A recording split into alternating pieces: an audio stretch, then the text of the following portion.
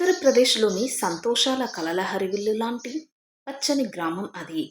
ఆ ఊరి గాలిలో ఎప్పుడూ నేల వాసన, మట్టి సువాసన నిండి ఉండేవి. అలాంటి సాధారణ వాతావరణంలో కాలం తన అడుగులను ఎవరికీ తెలియకుండా చాలా నిశ్శబ్దంగా ముందుకు వేస్తోంది. ఆ ఊరిలో ఎవ్వరూ ఊహించని ఒక విచిత్రమైన బంధం అప్పటికే తన వేళ్లను గట్టిగా చుట్టుకుంటోంది. కాలం ఎంత వేగంగా మారుతున్నా కొన్ని జ్ఞాపకాలు మాత్రం చెదిరిపోని గాయాల్లా అలాగే మిగిలిపోతాయి. సరిగ్గా అలాంటి ఒక గాయం తాలూకు జ్ఞాపకమే ఆ ఇంట్లో ప్రతిరోజు ఉదయాన్నే సూర్యుడితో పాటు నిద్రలేచేది. అల్లారు ముద్దుగా పెంచాల్సిన పసిప్రాయంలో ఇప్పుడిప్పుడే లోకాన్ని పరిచయం చేసుకుంటున్న ఆ లేత వయసులో అనిత జీవితంలో ఒక పెను విషాదం చోటు చేసుకుంది.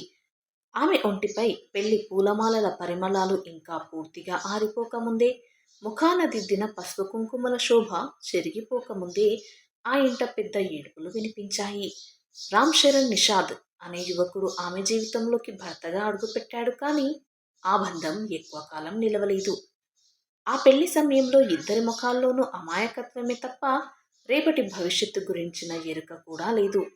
ఇంటా బయట పెద్దల మాట వేదంగా బ్రతికే ఆ పల్లెటూరి వాతావరణంలో ఆ చిన్నారి పెళ్లి ఒక పవిత్రమైన బంధంగా సాగిపోతుంది. రోజు గడవడం, గృహకృత్యాలు చూసుకోవడం, ఆ ఇల్లాలి బాధ్యతలను భుజాన వేసుకోవడం ఆ చిన్నారి అనిత దినచర్య అయిపోయింది. కాలాన్ని ఎవరూ ఆపలేరు, అలాగే దాని గమనాన్ని ఎవరూ ముందుగా ఊహించలేరు. పెళ్ళై 2 ఏళ్లు కూడా నిండకుండానే ఆ ఇంట నిశ్శబ్దంగా ఒక కల్లోలం మొదలైంది. రామ్ చరణ్ మనసులో ఏదో తెలియని మదన ప్రారంభమైంది. ఇక్కడ ఇలాగే ఉంటే కుటుంబానికి పెద్దగా ఒరిగేదేమీ లేదనే ఆలోచన అతడిని కుదురుగా ఉండనివ్వలేదు. పల్లెటూరి దైన్యాన్ని మార్చాలని, కష్టపడి నలుగురిలో తల ఎత్తుకొని బతకాలనే ఒక బలమైన కోరిక అతడి గుండెలో మొలకెత్తింది. ఆ ఆలోచనే అతడిని ఒక రాత్రికి రాత్రే ఊరి నుంచి దూరంగా నడిపించింది. అయితే ఎవరికీ ఎలాంటి సమాచారం ఇవ్వకుండా, కనీసం భార్యకు చెప్పి తన కన్నీళ్లను చూసే ధైర్యం లేక, పెద్దల ఆశీర్వాదాలు తీసుకోకుండా అర్ధరాత్రి చీకట్లో బయలుదేరి వెళ్ళిపోయాడు. తెల్లవారేసరికి ఆ పడక గది ఖాళీగా ఉంది. ఆ ఇంట భర్త జాడ లేదు. అప్పటి వరకు ఉల్లాసంగా ఉన్న ఆ ఇంట్లో ఒక్కసారిగా శ్మశాన వాటిక లాంటి నిశ్శబ్దం అలుముకుంది.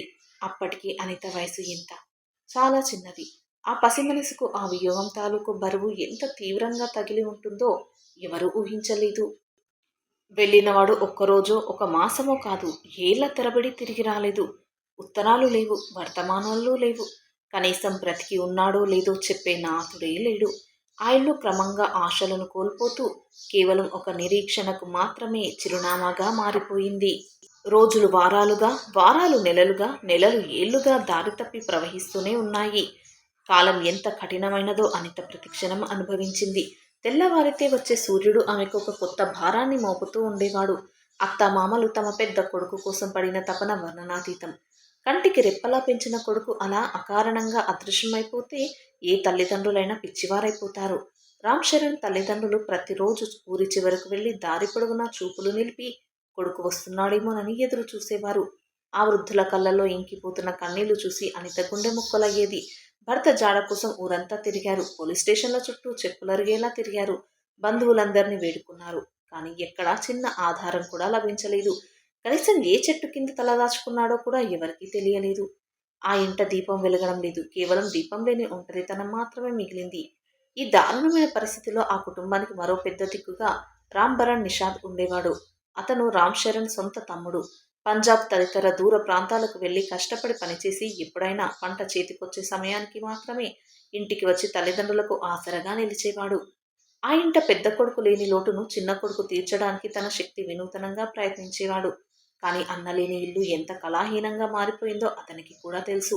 ఇంట్లో కోడలిగా ఉన్న అనిత పరిస్థితిని చూసి ఆ తల్లిదండ్రులు పడే మానసిక వేదనను ఆ చిన్న కొడుకు రోజు దగ్గర నుండి చూస్తూనే ఉన్నాడు. 100 ఏళ్ల ఆయుష్ ఉన్న ఒక పసిప్రాయపు యువతి ఇలా ఒంటరిగా దిక్కు లేకుండా జీవితాంతం ఉంచడం ఆ తల్లిదండ్రులకు మహాపాపంగా అనిపించింది. ఒకవైపు పోయిన కొడుకు రాడు, మరోవైపు ఇక్కడ ఉన్న కోడలి జీవితం కళ్ళ ముందే కరిగిపోతుంది.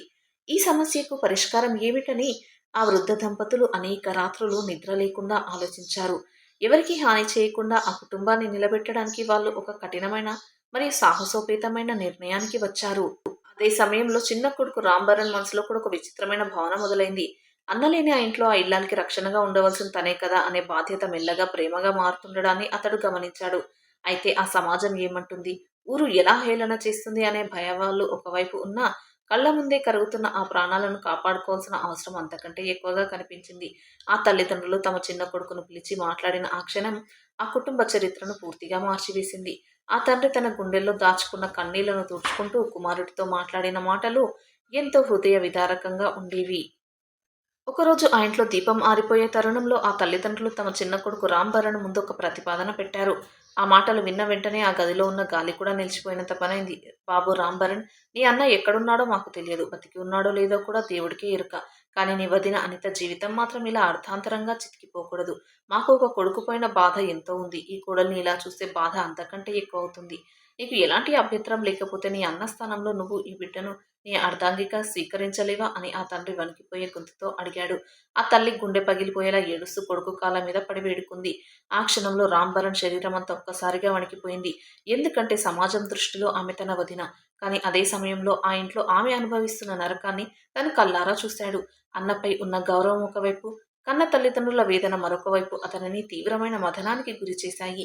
ఎన్నో రాత్రులు ఆలోచించిన తర్వాత తన సొంత రక్త సంబంధాన్ని నిలబెట్టడానికి, ఆ తల్లిదండ్రుల కన్నీళ్లు తుడవడానికి అతను ఒక సాహసోపేతమైన నిర్ణయం తీసుకున్నాడు. అమ్మా నాన్న, మీ ఇష్టమే నా ఇష్టం. ఈ ఇంటి పరువు పోకుండా వదిన జీవితం చీకటి కాకుండా చూసే బాధ్యత నాది అని రాంభరణ్ ఆ తల్లిదండ్రులకు మాట ఇచ్చాడు. ఆ విధంగా ఎవరికీ ఎలాంటి ఇబ్బంది కలగకూడదనే ఉద్దేశంతో ఆ కుటుంబ పెద్దల సమక్షంలో నిశ్శబ్దంగా ఆ పెళ్లి తంతు ముగిసింది. అప్పటి వరకు వదిన అని పిలిచిన చేతులతోనే ఆమె మెడలో మళ్ళీ తాళి కట్టాల్సి వచ్చినప్పుడు ఆ గుండె ఎంత భారంగా ఉండి ఉంటుందో మాటల్లో చెప్పలేం. సమాజానికి భయపడి ఆ బంధాన్ని రహస్యంగా ఉంచిన ఆ ఇంట మాత్రం ఒక కొత్త సర్దుబాటు జీవితం ప్రారంభమైంది. కాలం మళ్ళీ తన వేగాన్ని అందుకుంది. ఆ ఇద్దరి మధ్య ఏర్పడిన ఆ విచిత్రమైన బంధానికి రూపంగా ఒక పాప పుట్టింది. ఆ తర్వాత వరుసగా ముగ్గురు మగపిల్లలు జన్మించారు. ఆ ఇల్లు నలుగురు పిల్లల నవ్వులతో కలకలలాడడం ప్రారంభమైంది. అనిత తన రెండో భర్త రాంభరంతో కలిసి ఎంతో అన్యోన్యంగా ఒక గృహిణిగా బాధ్యతలను నిర్వహిస్తూ ఆ కష్టాల నుంచి బయటపడింది. ఆ పల్లెటూరి మూలల్లో ఆ కుటుంబం అలా ప్రశాంతంగా బ్రతుకు సాగిస్తున్న తరుణంలో ఎవ్వరూ కలలో కూడా ఊహించని ఒక మహా తుఫాను ఆ ఇంటి వైపుగా దూసుకువచ్చింది. ఆ తుఫాన్ పేరే రామ్ చరణ్ రాక. 10 ఏళ్ళు 12 ఏళ్ళు గడిచిపోయిన తర్వాత జరిగిన ఆ పరిణామం ఆ ఊరి వాళ్ళందరి గుండెల్ని ఒక్క క్షణం ఆగిపోయేలా చేసింది. అది ఒక సాధారణ మధ్యాహ్నం. ఎప్పటిలాగే ఆ ఇంట పనులు జరుగుతున్నాయి. పిల్లల అల్లర్లతో ఆ ఇల్లు సందడిగా ఉంది. సరిగ్గా అదే సమయంలో ఆ గడప ముందు ఒక మనిషి నీడ నిలిచింది. చినిగిన బట్టలు, ఎండిపోయిన శరీర దేహంతో, ముఖంపై పెద్ద గడ్డంతో ఎవరో ఒక అపరిచితుడు నిలబడి ఉన్నాడు. మొదట ఆ ఇంటి వాళ్ళు ఎవరూ గుర్తుపట్టలేకపోయారు. కానీ ఆ వ్యక్తి పెదవుల నుంచి వచ్చిన ఆ పిలుపు వినగానే ఆ తల్లిదండ్రుల కాళ్ళ కింద భూమి కదిలిపోయింది. 12 ఏళ్ల క్రితం ఏ దారినైతే వెళ్ళిపోయాడో అదే దారి గుండా తిరిగి వచ్చిన రామ్ చరణ్ అతను. ఆ కాలంలో అతను ఎక్కడెక్కడికి తిరిగాడో, ఎలాంటి నరకం అనుభవించాడో ఎవరికీ అంతు చిక్కలేదు. కానీ బతికి బట్టకట్టి తన పుట్టింటి గడప తొక్కిన ఆ పెద్ద కొడుకును చూసి ఆ తల్లిదండ్రులు నమ్మలేకపోయారు. ఆనందంతో ఏడవాలో, వచ్చిన ఈ విపత్కర పరిస్థితిని తలుచుకొని భయపడాలో వారికి అర్థం కాలేదు. వెంటనే ఆ ఇంటి నిండా ఒక్కసారిగా గుండెల్ని పిండేసే ఉద్వేగం అలుముకుంది. రామ్ చరణ్ నేరుగా ఇంట్లోకి వచ్చి చూసేసరికి అక్కడ పరిస్థితి పూర్తిగా మారిపోయింది. తాను లేని సమయంలో తన భార్య అనిత తన తమ్ముడు రాంభరంతో కలిసి కాపురం ఉంటుంది. అంతేకాదు వారికి నలుగురు పిల్లలు కూడా పుట్టారు అనే నిజం అతనికి తెలిసింది. ఆ క్షణంలో ఆ ఇంట్లో ఎవరి ముఖంలోనూ చిరునవ్వు లేదు. కేవలం నిశ్శబ్దం మాత్రమే మాట్లాడింది. రామ్ చరణ్ కళ్ళల్లో కోపం లేదు. కేవలం ఒక రకమైన శూన్యత. విధి తనతో ఆడిన విచిత్రమైన ఆట పట్ల అసహాయత మాత్రమే కనిపించింది. తమ్ముడి వైపు చూశాడు, భార్య వైపు చూశాడు, ఆ తల్లిదండ్రుల వైపు చూశాడు. ఎవరిని దోషిగా నిలదీయాలో అతనికి అర్థం కాలేదు. తాను వెళ్ళిపోయింది నిజమే. తాను తిరిగి రావడానికి ఇన్ని సంవత్సరాలు పడుతుందని ఎవరూ ఊహించలేరు కదా అనుకున్నాడు. ఆ రాత్రి ఆ ఇంట్లో ఎవరూ నిద్రపోలేదు. అందరి గుండెల్లోనూ ఒకటే భయం. రేపు ఉదయం ఈ సమాజం ఏమంటుంది? అసలు ఏం చెయ్యాలి అనే ఆందోళన వారిని కుదురుగా ఉండనివ్వలేదు. కానీ ఆ కుటుంబం చూపిన సంయమనం అందరినీ ఆశ్చర్యపరిచింది. రామ్ చరణ్ తన తమ్ముడితోనూ, భార్యతోనూ ఎంతో శాంతంగా మాట్లాడాడు. నేను లేని సమయంలో మీరు తీసుకున్న నిర్ణయం తప్పు కాదు. నా కోసం మీరు పడిన వేదన నాకు తెలుసు. పరిస్థితులు అలా మారినప్పుడు మిమ్మల్ని నేను ఎలా తప్పుపట్టగలను అని ఆ పెద్దన మనసు వెడల్పు చేసుకున్నాడు. తమ్ముడు రాంభరణ్ కూడా అన్న ఎదుట కన్నీరు మున్నీరుగా విలపించాడు.